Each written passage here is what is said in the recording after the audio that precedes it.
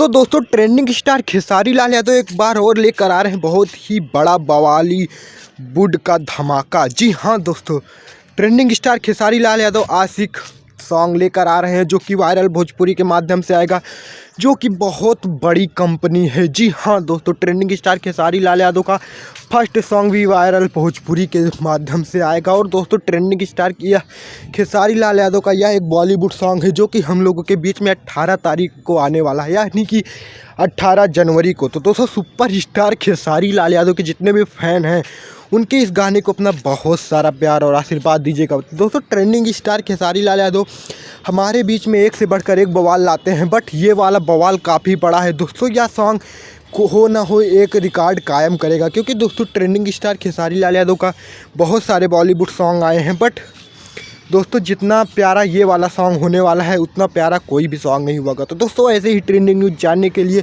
आप हमारे चैनल को सब्सक्राइब कर लें, क्योंकि हम भोजपुरी स्टार से जुड़ी ट्रेंडिंग न्यूज़ सबसे पहले आपको देते हैं। मिलते हैं नेक्स्ट वीडियो में। जय हिंद, जय भारत, जय भोजपुरी जहान।